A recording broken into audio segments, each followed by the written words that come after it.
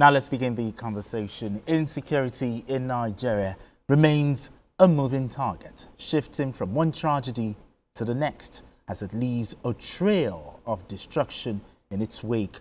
Boko Haram has launched fresh deadly attacks in northeastern Nigeria, killing at least 17 people in Hong local government area of Adamawa State and 26 passengers in Borno State. In Adamawa, the insurgents struck villages like Dabna and Kwapre near the hometown of the SGF boss, Mustafa, looting homes and leaving communities in fear. In Borno, explosives targeted civilian vehicles, resulting in mass casualties. Local authorities, including the Hong Council chairman, have called for immediate military intervention, warning that Boko Haram and ISWAP are regaining strength with more sophisticated weapons and support from foreign terror networks. Security experts say the insurgents are becoming more coordinated while residents continue to flee or live under curfews and fear. It is a very, very sad one. But if you remember, Asuko, earlier this month, Governor Zulum expressed concern, saying that Borno is losing ground, to Boko Haram. But talk to me, are we back to that era where Boko Haram bomb innocent civilians to death? Are we back to that era?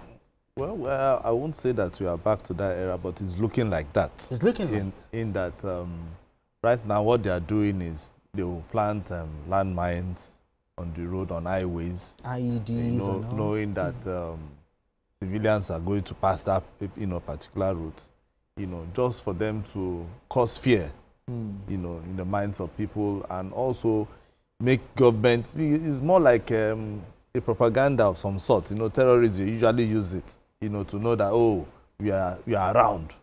And don't forget that this thing is coming up now because of the military is no more taking charge of that Lake Chad region. Okay. The multinational joint task force that used to, handle the Lake Chad region has more or less been, disbanded. In that Niger, that used to be part of it, have left. Don't forget it's Niger, Chad, as well as Cameroon. So, but the Niger part, it used to be very, very strong. The multinational joint task force used to be very strong to curtail these guys. But right now, they found a way to know that there's a loophole, and because of that, they found the Lake Chad region to be a place that they can stay, strategize, and then find their way into Nigeria. And the Cameroon part is like they are having a free reign in the Cameroon part. So don't forget that we can still move to Cameroon using either local transport to go to Cameroon. So the one that happened that had that 26 people died is at the border town of Cameroon, the Damboa part. Yes. And so if you see that these guys are just making inroads because they already have a base. So once they have a base somewhere they call a base, they can always strategize and then find their way in. So I think governments will need to also re-strategize. Now that we know that Niger have decided not to be part of us, in quote, as in terms of the military, the ECOWAS thing. We need to re-strategize and find new allies, either from Cameroon or from another part, so that we'll be able to deal with them. Because if we leave these guys to continue to find a way around coming inwards, because even yesterday, they still went to Chibok. Okay. They were shooting sporadically, and they killed 7 people and injured several people in Chibok. So we need to find how we will deal with these guys. And these guys come with, motorbikes. Exactly. It's either we ban motorbikes completely in Nigeria until we are able to curtail this. That's a controversial one. If we ban motorbikes, a very controversial one. Not many Nigerians will agree with you. It's controversial, but you need sometimes we need to take drastic measures, for us to be able to deal with the situation. Look at it in Brazil. By the time we are having people who are using motorbikes to steal and to kill people, what did they do? The government said, okay, fine. we will start legalizing firearms. You know, and then anybody that is close to you is either you knock the person down or you find a way of dealing with the person. So, but we need to find a way.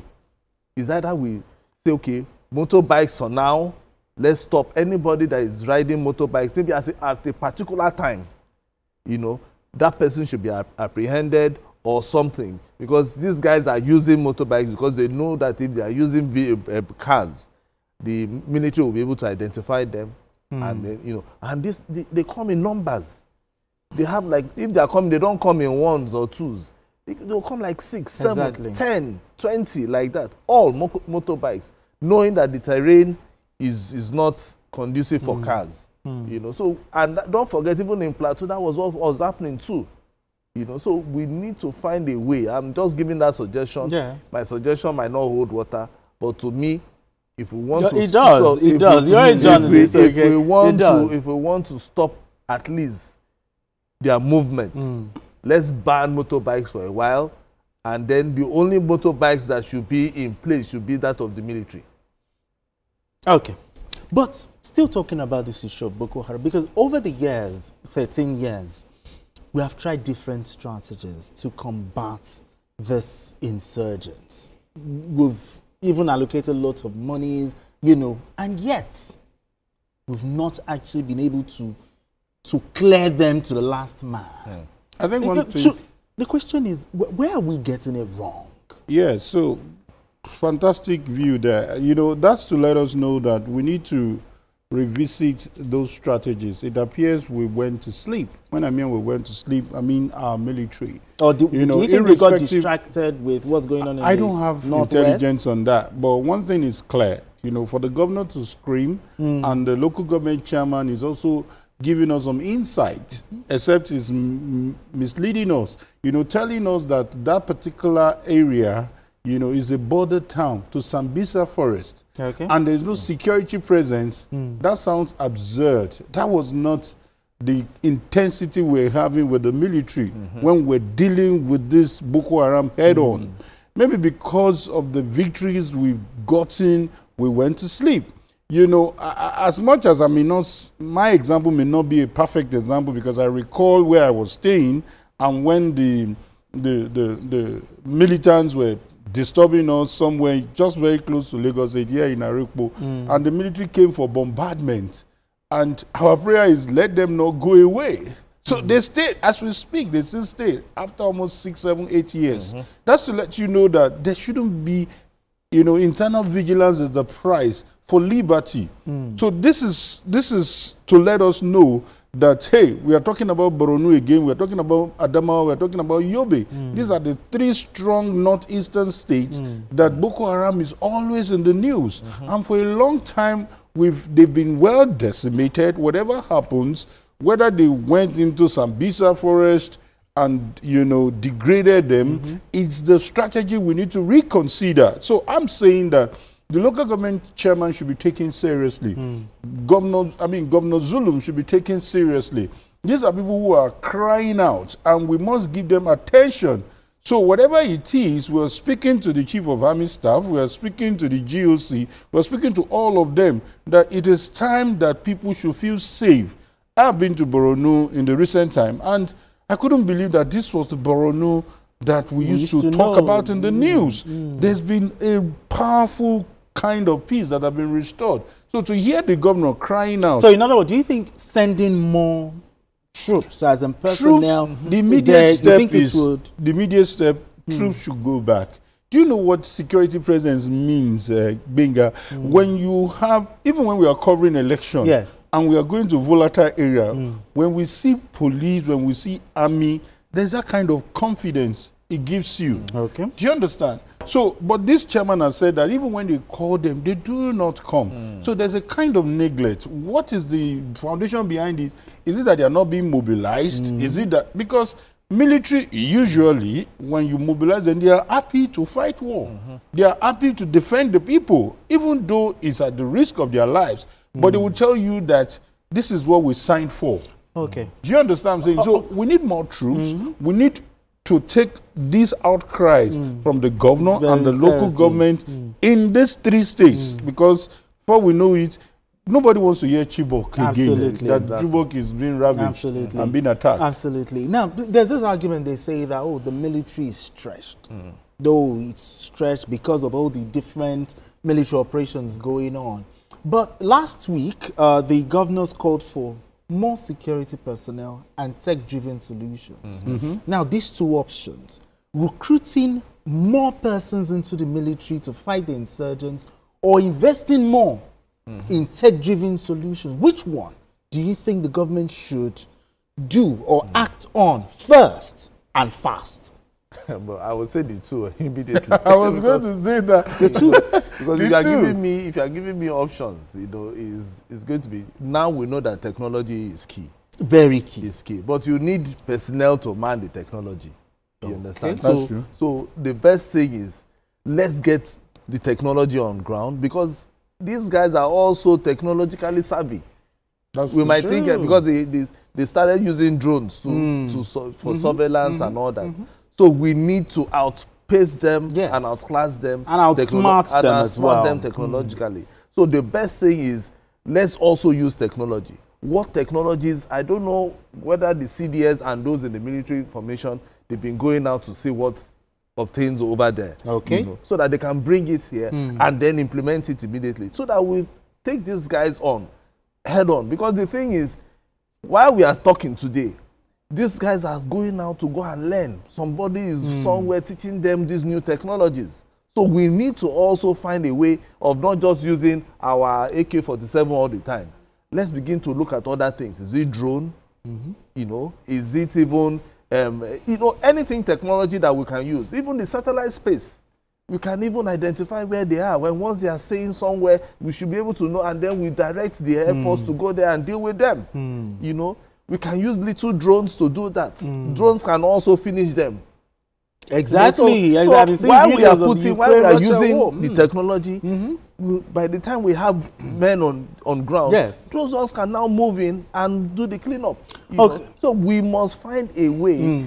I believe the government, because I know the last time some officers I saw on social media saying we need more weapons today. I want to believe that we have those weapons. Absolutely. You know? I want to, because right now, some days back, the Minister of Defense as well as the CDS went to Borno, and they promised they are going to send military, you know, equipment and hardwares to Borno State. Okay. So I want to see that improvement, not just for you to just send vehicles, send them, because Zulum has been doing that.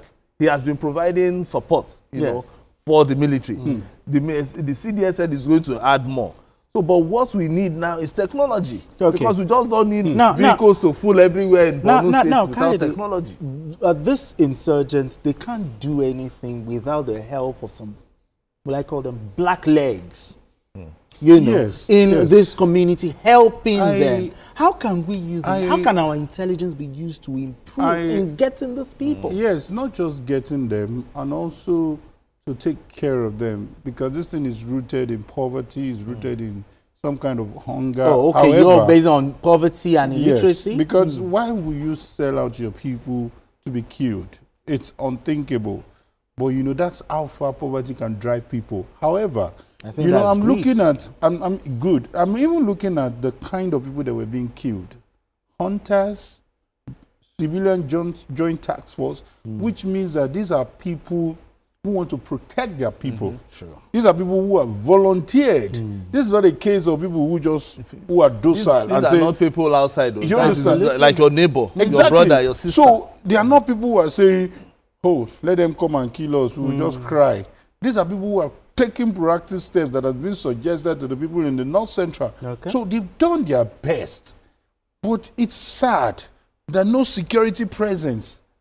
You know, we're not even, which means that I'm not trying to deride police, as little as police officers are not around. Okay, just hold that So thought. how do you fight just hold that thought. We have Raji calling from Oshogbo. Raji, thank you so much for joining us on the show.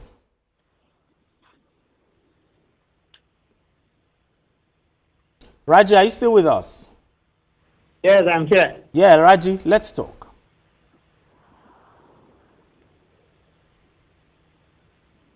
Hello, Raja, are you still with us? Yes, I'm here. Yeah, let's talk. Go ahead. You're live on air.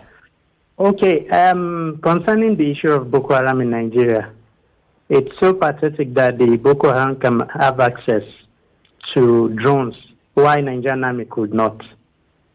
It's so pathetic that Nigeria is facing this issue, but those people that are in governance, they fail to take action on it. The governor of Borno has been talking for a while now. Okay. But it seems the people that are in charge, they don't want to listen. For instance, the former chief of army staff, Lavaja, was on top of the situation simply because he knows the terrain of Borno, because he was in forefront before he died. So I think the chief of army staff presently, need to take modus operandi from that action and continue from where he stopped.